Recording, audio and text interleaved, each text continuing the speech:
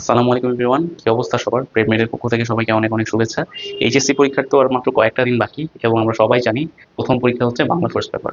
এজন্যই আমি তোমাদের সামনে চলে আসলাম আজকে বাংলা প্রথম পত্রের কিছু টিপস নিয়ে, কিভাবে আসলে সবচেয়ে বেশি মার্ক ক্যারি করা যায়, অর্থাৎ 90 আপ মার্ক কিভাবে ক্যারি করা যায় সেটা নিয়ে আজকে মূলত আলোচনা করব। তো তাহলে আমরা চলে যাই।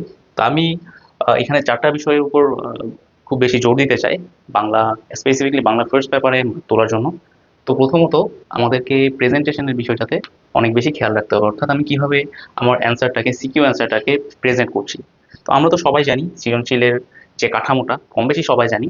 তো প্রথম তো আমাদেরকে এখানে যেভাবে লিখতে হবে, তো ধরো এটা হচ্ছে, মনে করো তোমার প্রথম পেজ, এখানে তুমি প্রথমে ক লিখলা, এত নং প্রশ্নের উত্তর দিয়ে ক লিখলা, এবং যত সংক্ষেপে পারা যায়, যদি এক ওয়ার্ডে হয় এক ওয়ার্ডে ক রঙের আনসারটা করবো, অর্থাৎ 1 মিনিটের বেশি যাতে কোনোভাবে এই কোশ্চেনটাতে না যায়, যে কোনোভাবে যে কোনো মূল্যেই 1 মিনিটের মধ্যে এটা আমাদেরকে কভার করতে হবে। দেন খ নাম্বারে যখন আমি যাব, এখানে আমাকে প্রথমে একটা লাইনে মূল উত্তরটা দিতে হবে। ধরো কোনো একটা ব্যাখ্যা আসলো, অথবা বললো যে অমুক জিনিসটা বলতে কি বোঝো, বা সে অমুক এটা কেন করেছিল, তো প্রথমে এক লাইনে একটা উত্তর দিয়ে দিবা, এবং পরবর্তীতে দ্বিতীয় প্যারাটাতে গিয়ে তুমি এখানে 3 থেকে 4 লাইন, খুব বেশি লেখার দরকার নাই। আমরা কিন্তু মনে করি যে সৃজনশীল যত বড় করবো তত নাম্বার, আসলে বিষয়টা তেমন না। সৃজনশীলে তোমাকে মূল যে কথাগুলো সেগুলোই তুলে ধরতে হবে, অতিরিক্ত লেখার কিন্তু এখানে সুযোগ নাই। তো তো এখানে কি করবা, প্রথম প্যারায় একটা লাইনে মূল ভাবটা প্রকাশ করে, দ্বিতীয় প্যারায় হালকা একটা ব্যাখ্যা লিখবা, 3 থেকে 4 লাইন, 3 থেকে 4 লাইনের বেশি ক্রস করা যাবে না। হুম। এরপরে গ নাম্বারে গিয়ে এখানেও সেম। এখানে একটা বিষয় হচ্ছে, অনেকে আছে যে প্রত্যেকটা প্রশ্নের উপরে লিখে 1 নং প্রশ্নের উত্তর ক, 1 নং প্রশ্নের উত্তর খ, 1 নং প্রশ্নের উত্তর ক, এভাবে কিন্তু লেখার দরকার নাই। তুমি একবারেই লিখবা এখানে 1 নং প্রশ্নের উত্তর, এটা একবারে লিখবা, এরপরে ক খ গ ঘ এভাবে চলে যাবা। এটা কেন বলছি, কারণ তোমার এখানে যদি প্রতিটার সাথে তুমি প্রতিবারে 1 নং প্রশ্নের উত্তর 1 নং প্রশ্নের উত্তর এভাবে লিখো, 3টা লাইন তোমার এক্সট্রা লিখতে হচ্ছে, তার মানে 7টা সৃজনশীলে তোমার 21টা লাইন, অলমোস্ট 21টার মতো লাইন, মানে 1-1.5 পেজ বা 2 পেজ বা 1.5 পেজ, ধরো 1.5 পেজের মতো তোমার অতিরিক্ত লিখতে হচ্ছে। অথচ তুমি এই টাইমে কিন্তু একটা সৃজনশীলের গ নাম্বার বা ঘ নাম্বার লিখে ফেলতে পারতা। তো এই কারণে এই ওয়েস্টটা করা যাবে না, সরাসরি লিখে ক খ গ ঘ একটা ওয়ার্ডের মধ্যেই তোমাকে এখানে হেডিংটা দিতে হবে। দেন যেটা বলছিলাম যে গ নাম্বারের প্রশ্ন উত্তর, তো গ নাম্বারে বেশিরভাগ ক্ষেত্রে বলে ব্যাখ্যা করো বা সাদৃশ্য দেখাও, এই ধরনের কোশ্চেন গুলো আসে।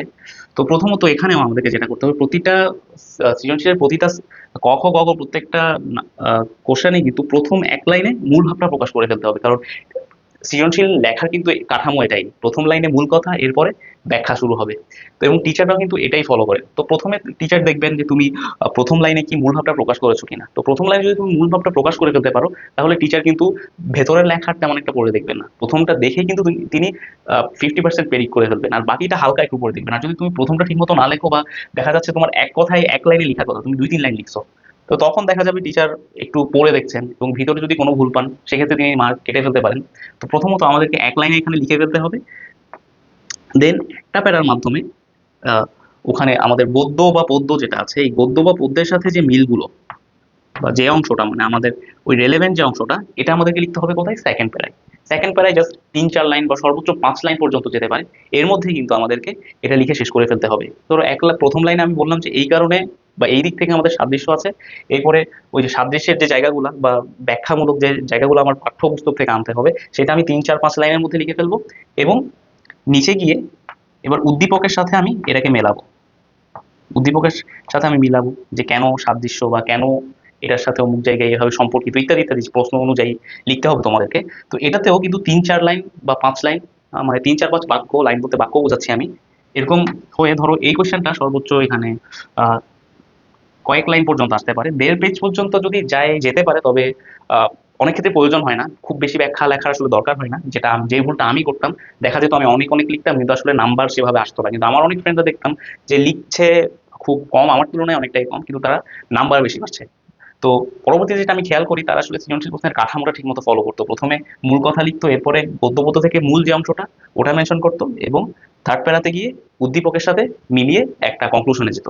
তো তাহলে এটুকু পর্যন্ত হচ্ছে গ নাম্বার। এরপরে ঘ নাম্বার সৃজনশীলটা আমি যখন লিখবো, এখানেও সেম, আমাকে হয়তো উদ্দীপকের আলোকে কিছু ব্যাখ্যা করো বা পাঠ্যপুস্তকের অমুক গদ্যের আলোকে তুমি এটা বিশ্লেষণ করো, এই ধরনের কোয়েশ্চেনগুলো বেশি দেয়। তো এখানেও প্রথমে আমাকে প্রথম এক লাইনে মূল কথাটা, মূল আনসারটা লিখতে হবে। এরপর সেকেন্ড লাইনে আমাকে, মানে সেকেন্ড প্যারাতে আমাকে 3 4 5 লাইনের মধ্যে উদ্দীপক, মানে উদ্দীপক না, গদ্য বা পদ্যের সাথে মিলিয়ে একটা অংশ লিখতে হবে। এরপরে থার্ড যে, আচ্ছা এখানে আরেকটা বিষয়, সেটা হচ্ছে আমি কিন্তু এখানে শেষ করে এই জায়গা থেকে শুরু করবো না। অর্থাৎ আমার গ যদি এখানে শেষ হয়ে যায়, ঘ আমি পরের পেজ থেকে শুরু করবো। পরের পেজ থেকে শুরু করাটা হচ্ছে একটা সৌন্দর্য।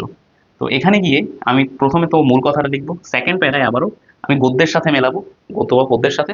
তৃতীয় প্যারায় যেটা করব, আমি উদ্দীপকের সাথে মিলিয়ে আরো 3 4 লাইন লিখবো। এবং লাস্ট যে প্যারাটা থাকবে, আমি এই অংশটা মুছে দিচ্ছি, এটার জায়গায় ঘ দিচ্ছি। তো ধরো থার্ড প্যারাটা একটু পর্যন্ত আসবে, আর লাস্টে আমি যেটা করব, আমার নিজস্ব একটা এখানে মন্তব্যের মতো করতে হবে। অর্থাৎ নিজের মতো করে আর 2 3 লাইন, লাস্টের প্যারাটা কিন্তু আবার খুব বেশি বড় করার দরকার নাই, 2 3 লাইন, অ্যাপ্রক্সিমেট 3 লাইন লিখলেই চলবে। তো সব মিলিয়ে আমার এটা হয়তো 2 পেজের কাছাকাছি বা 1.5 পেজের মতো এরকম একটা সাইজ আসবে। এর চেয়ে বড় করার কিন্তু আমাদের প্রয়োজন নাই, বড় করলেও আসলে ওভাবে মার্ক দিবে না। আমাদের মূলত কি করতে হবে, দুটো বিষয় এখানে খেয়াল রাখতে হবে। একটা হচ্ছে আমি সৃজনশীলের কাঠামোটা ঠিকমতো ফলো করছি কিনা, এবং আরেকটা বিষয় হচ্ছে আমি মূল যে কথাগুলো আছে এগুলো মেনশন করছি কিনা। এই দুটো জিনিস যদি আমি ঠিকমতো করি, এখানে প্রশ্নের সাইজ খুব বেশি ম্যাটার করবে না, অল্প ম্যাটার করবে। তো এটা হচ্ছে আমাদের সৃজনশীল লেখার যে সিস্টেমটা, এটা হচ্ছে সেটা। তো এরপরে আমি টাইমিং নিয়ে একটু কথা বলতে চাই। যেহেতু বাংলায় 7টা সৃজনশীল লেখা খুবই কষ্ট, 150 মিনিট, 2 ঘন্টা 30 মিনিটের মধ্যে 20 মিনিট, অ্যারাউন্ড 20 মিনিট আমাদের এখানে পাওয়া যায়। বাকি 10 মিনিটস কিন্তু এখানে আমাদের সিস্টেম লস হবে। এই 10 মিনিটস কিন্তু আমরা পাবো না। অর্থাৎ আমাদের একটা সৃজনশীলে প্রায় 20 মিনিটের মতোই আমরা পাবো। তো 20 মিনিটের মতো যে পাবো, আমাদেরকে এখানে একটু স্ট্র্যাটেজি খাটিয়ে অ্যান্সার করতে হবে, কারণ খুবই কম সময়। তো এখানে ক নাম্বার যেটা আছে, এই ক নাম্বারে আমি কতটুকু সময় খরচ করব? ক নাম্বারে আমি শুধু 1 মিনিট সময় খরচ করবো। 1 মিনিটের বেশি কিন্তু আমাদের এখানে যাওয়ার সুযোগ নেই, 1 মিনিট হচ্ছে এখানে সর্বোচ্চ। এরপরে খ নাম্বারে আমি অ্যারাউন্ড 3 মিনিটসের মতো নিব।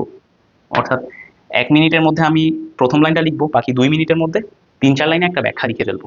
3 মিনিটের মধ্যে আমার এটা শেষ করার চেষ্টা করতে হবে। এরপর আমি যখন গ নাম্বারে যাব, গ নাম্বারে আমার, আচ্ছা এখানে একটা বিষয় হচ্ছে আমার কতটুকু টাইম এখানে গেল, 1 মিনিট আর 3 মিনিট 4 মিনিট গেল, আমার কাছে আরো 16 মিনিট থাকছে। এখন 16 মিনিটের মধ্যে গ নাম্বার যেহেতু একটু ছোট, গ নাম্বারে আমি ইউজ করব 7 মিনিট,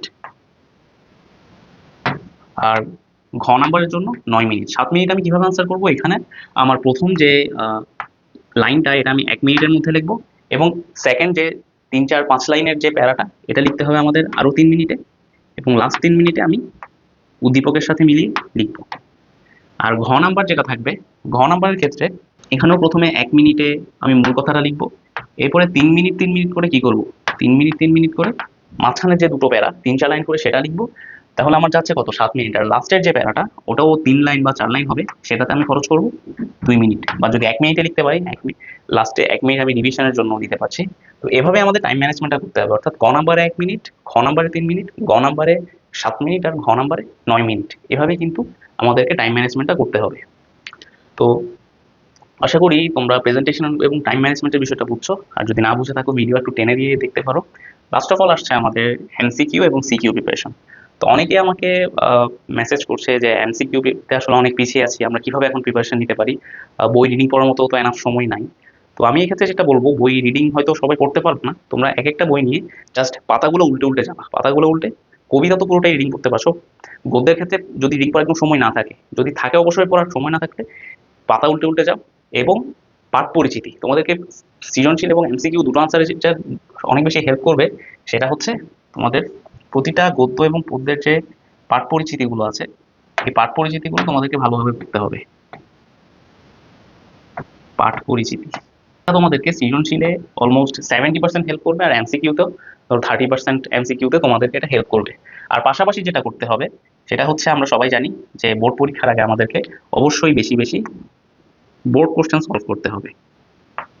বোর্ড এমসিকিউ আমাদেরকে অনেক বেশি বেশি সলভ করতে হবে। প্রতিটা চ্যাপ্টারের প্রত্যেকটা each and every board MCQ, যেটা গত তোমার কাছে যত বছরের বোর্ড এমসিকিউ তোমার টেস্ট পেপারে আছে, সবগুলোই সলভ করে শেষ করতে হবে। এরপর কথা হচ্ছে তোমার সিকিউ। সিকিউর ক্ষেত্রেও অলমোস্ট বোর্ড কোশ্চেন বেসই তুমি পড়বা, পাশাপাশি পাঠ পরিচিতিটা একটু ভালোভাবে গুরুত্ব দিয়ে পড়ার চেষ্টা করবা, কারণ এটা বেসিস করেই কিন্তু কোশ্চেনগুলো আসে। এবং প্রিভিয়াস ইয়ার বোর্ড কোশ্চেনগুলো তোমাদেরকে সলভ করতে হবে। বিশেষত তোমরা এভাবে করতে পারো যে 1 ঘন্টা টাইম নিয়ে ধরো একটা যে কোনো একটা বুদ্ধে গত কয়েক বছরের 12টা কোশ্চেন আছে বা 15টা কোশ্চেন আছে, এই 15টা কোশ্চেনের ক খ গ ঘ খুব ফাস্ট টাইমের মধ্যে সলভ করে ফেলবা, অর্থাৎ লিখে লিখে না, পড়ে পড়ে তোমরা চলে যাবা, নিজে নিজে সলভ করার চেষ্টা করবো মুখে মুখে। তো এইভাবে আশা করি তোমাদের এমসিকিউ এবং সিকিউ দুটো প্রিপারেশনই খুব ভালো হবে। আর এমসিকিউর ক্ষেত্রে তোমরা সরাসরি দাগিয়ে দাগিয়ে প্র্যাকটিস করাটাই আমি ব্যক্তিগতভাবে প্রেফার করবো। ওভারঅল খুব বেশি টেনশন করার দরকার নেই। এবং তোমরা যারা যারা মেডিকেল প্রিপারেশন নিতে চাও, তো মেডিকেল প্রিপারেশনের জন্য তোমার কমপ্লিট সলিউশন হিসেবে তোমার পাশে থাকছে প্রেপমেড। তো যারা যারা প্রেপমেড অ্যাপটি এখনও ডাউনলোড করনি, আজই প্লে স্টোর থেকে ডাউনলোড করে নাও এবং পাশাপাশি আমাদের ফেসবুক পেজ এবং ইউটিউবে একটা করে লাইক দিয়ে দাও। আল্লাহ হাফেজ, আসসালামু আলাইকুম।